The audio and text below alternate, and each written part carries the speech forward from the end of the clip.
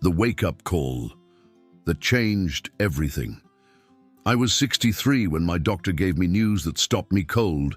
I'd gone in for my annual checkup, feeling pretty good about myself. Sure, I got winded climbing stairs sometimes, and yes, I'd been forgetting where I put my keys more often than I'd like to admit, but I figured that was just normal aging, right? Dr. Martinez looked at my test results and said something that hit me like a freight train. Your heart is working harder than it should be, and some of your cognitive function tests showed changes that concern me. The good news is, we caught this early. The even better news is that there's a lot you can do about it. That day changed my life.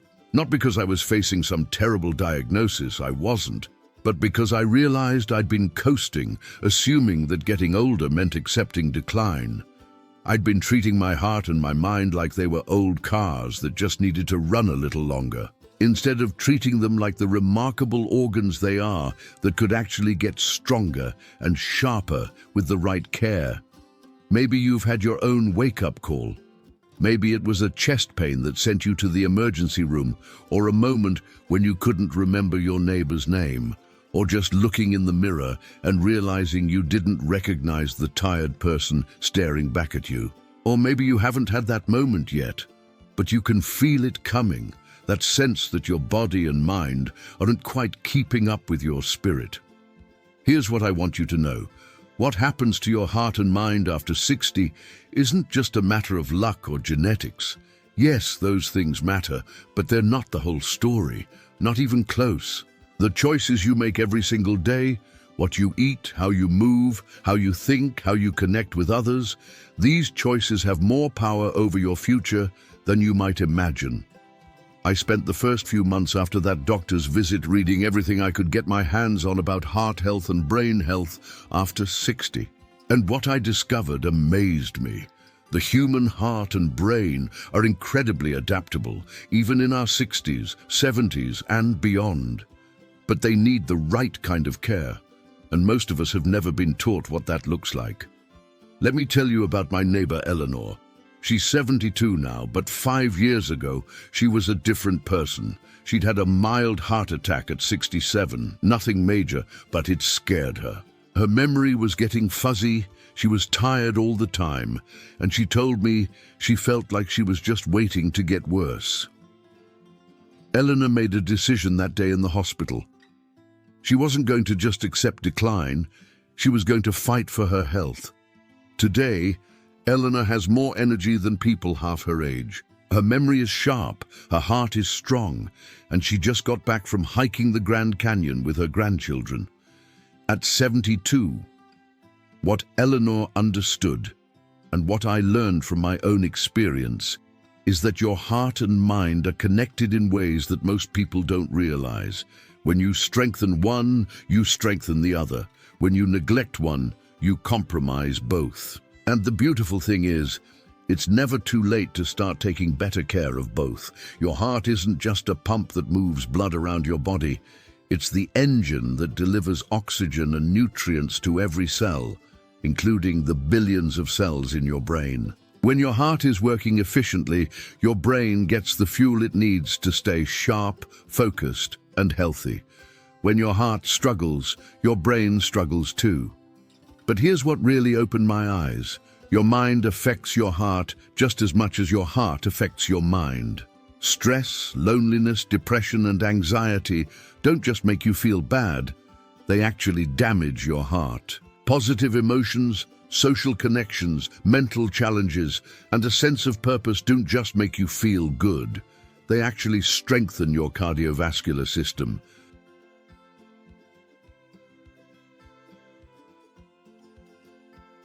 People who challenge their minds regularly have lower rates of dementia and better heart health. People who find meaning and purpose in their lives have stronger immune systems and healthier hearts. So when we talk about strengthening your heart and mind after 60, we're not just talking about doing crossword puzzles and taking a walk around the block. We're talking about a complete approach to living that recognizes how interconnected your physical and mental health really are. I want to be clear about something right up front. I'm not promising you a fountain of youth. I'm not saying you can turn back the clock or prevent every health problem that might come your way. What I am saying is that you have more control over how you age than you probably realize. You can influence whether you spend your later years feeling vibrant and engaged, or whether you spend them managing decline.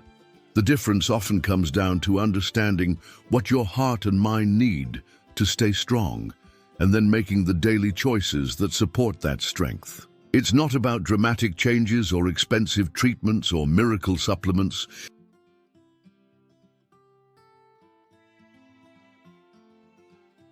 Some of it might challenge assumptions you've had about aging, but all of it is based on solid research and real-world experience from people who are living proof that your best years do not have to be behind you.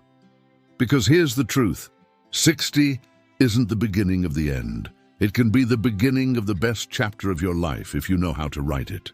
Your heart and mind are waiting for you to give them what they need to stay strong, sharp, and ready for whatever adventures lie ahead. You just need to know where to start. What your heart and mind really need after 60. Let me tell you about something that happened to my friend Bill that completely changed how I think about heart health. Bill is 68, retired from teaching high school for 30 years. About 2 years ago, his cardiologist told him his heart wasn't in great shape. Not terrible, but not good either. His blood pressure was creeping up, his cholesterol was borderline, and he was starting to have some chest discomfort when he walked uphill. The doctor prescribed medication and told Bill to take it easy. But Bill decided to dig deeper. He started researching and discovered something his doctor hadn't mentioned. One of the best things you can do for your heart after 60 isn't just about what you eat or how much you exercise. It's about how you breathe. Bill learned that most of us, especially as we age, develop shallow, rapid breathing patterns that actually stress our hearts. We breathe from our chest instead of our diaphragm. We hold our breath when we're concentrating or stressed, and we never really give our hearts the oxygen-rich blood they're craving. So Bill started practicing something called coherent breathing, slow, deep breaths that activate the part of your nervous system that calms your heart. 5 minutes in the morning, 5 minutes in the evening. Within 3 months, his blood pressure had dropped significantly. Within 6 months, his heart rate variability, a measure of how adaptable your heart is, had improved dramatically. His cardiologist was amazed. "Whatever you're doing," the doctor said, "keep doing it." That's when I realized that most of what we think we know about heart health after 60 is incomplete. Yes, diet and exercise matter enormously, but your heart is also profoundly affected by how you breathe, how you sleep, how you manage stress, and even how you think about aging itself. Here's something that will surprise you. Your heart actually has its own nervous system. It's sometimes called the heart brain, a network of about 40,000 neurons that can influence your thinking, your emotions, and your decision-making. When your heart is healthy and functioning well, it sends positive signals to your brain that help you think more clearly, feel more balanced, and make better choices. But when your heart is stressed from poor diet, lack of exercise, chronic worry, or shallow breathing, it sends stress signals to your brain that can make you feel anxious, foggy, and overwhelmed. It's a cycle that can either work for you or against you. The same is true for your brain's effect on your heart. When you're constantly worried, stressed, or negative, your brain sends signals that increase inflammation throughout your body, including in your heart and blood vessels. But when you cultivate positive emotions, engage in meaningful activities, and maintain strong social connections, your brain sends signals that actually protect and strengthen your cardiovascular system. My friend Carol discovered this connection in a powerful way. At 65, she was dealing with high blood pressure and what her doctor called mild cognitive impairment. Basically, her memory wasn't as sharp as it used to be. Carol had always been a worrier, always imagining the worst-case scenario, always feeling like she was under pressure. Carol decided to try something her daughter had suggested: meditation.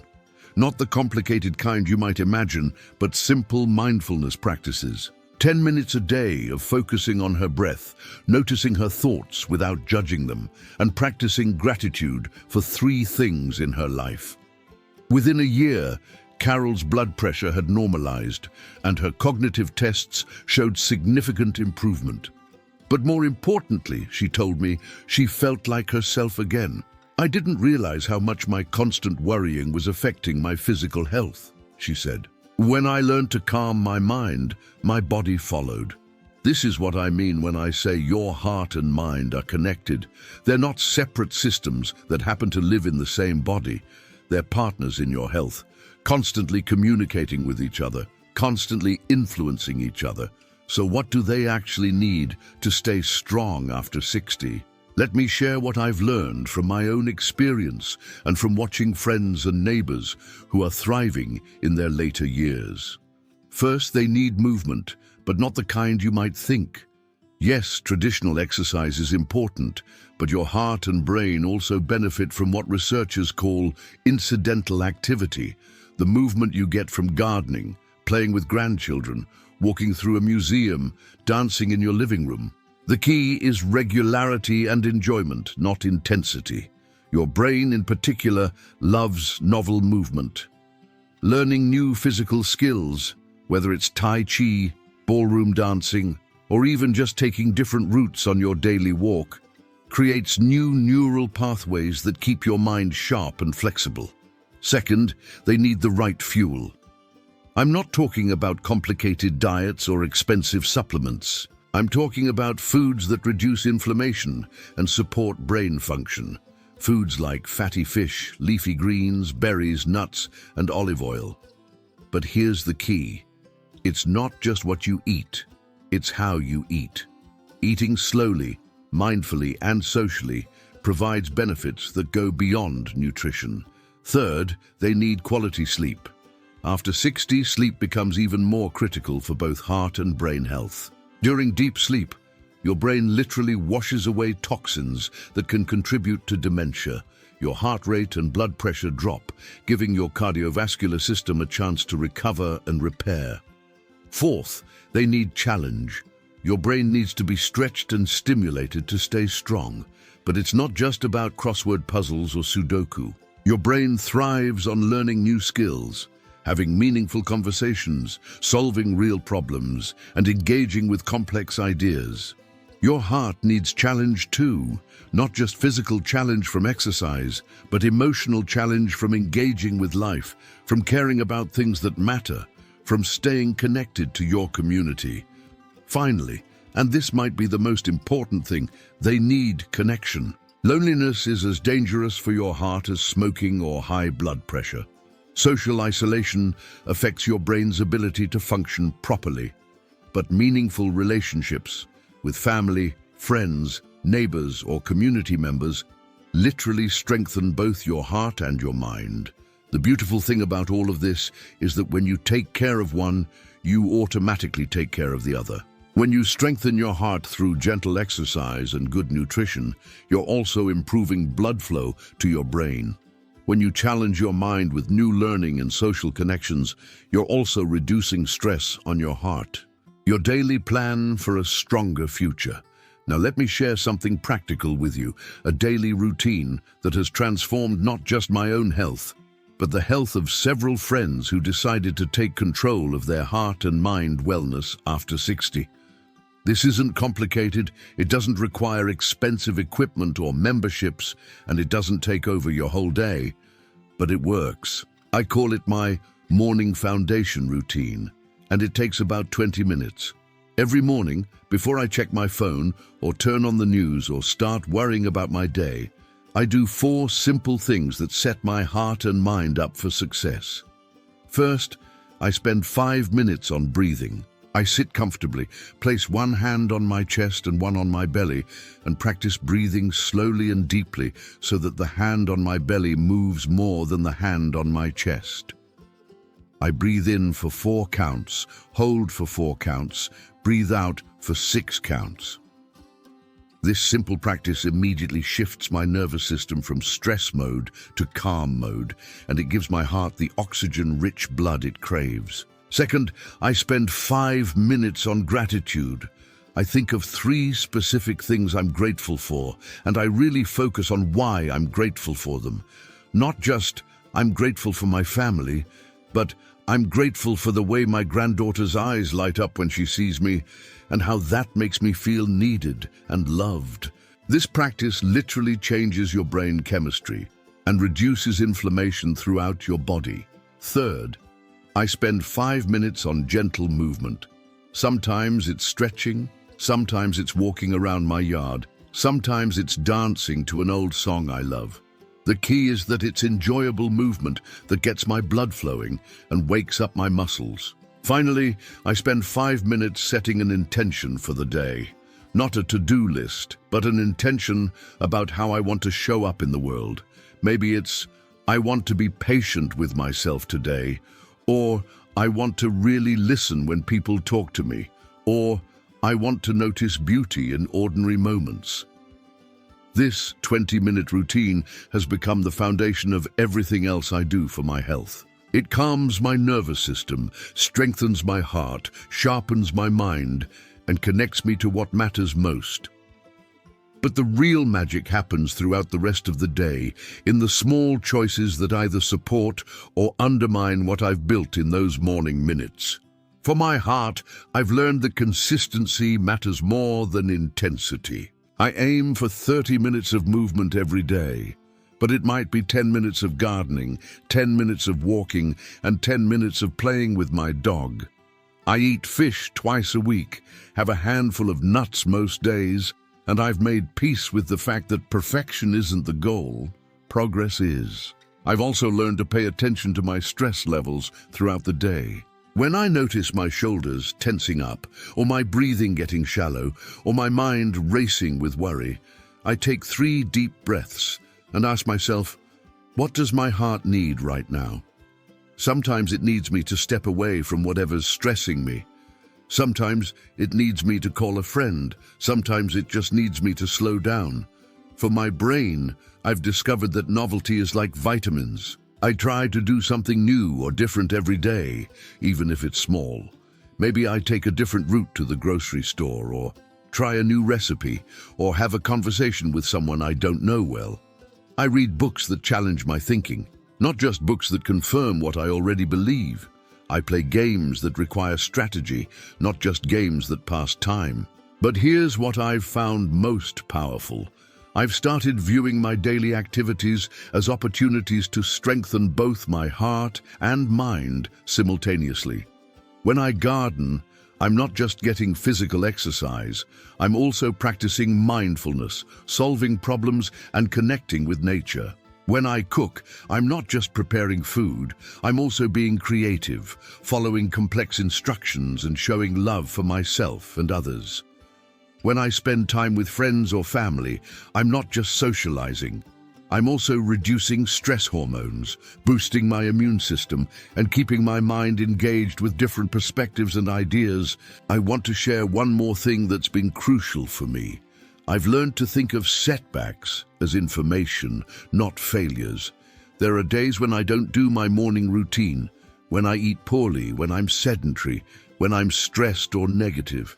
Instead of beating myself up about it, I ask myself, what was different about today? What can I learn from this? Maybe I was tired because I didn't sleep well, which reminds me how important my evening routine is. Maybe I was stressed because I overscheduled myself, which helps me make better choices about commitments. Maybe I was negative because I spent too much time watching news, which reminds me to limit my media consumption. Every day is a chance to start fresh, to make choices that support the heart and mind you want to have, not just today, but for years to come. Here's what I know for sure. You don't have to accept decline as inevitable. You don't have to settle for feeling tired, foggy, or weak. You don't have to assume that your best years are behind you. Your heart and mind are waiting for you to give them what they need to stay strong, and they're more resilient and adaptable than you might think. The plan I've shared with you isn't magic. but it is powerful. It's based on understanding how your heart and mind actually work, what they need to thrive, and how you can provide that support through simple, daily choices. You've made it to 60 and beyond, which means you've already proven you're strong, resilient, and capable. Now it's time to use that strength to build the foundation for whatever comes next. Your heart and mind are your most precious assets. They deserve the best care you can give them, and they'll reward that care with energy, clarity, and vitality that can last for many years to come. The future you want is waiting. Your heart and mind are ready to help you get there.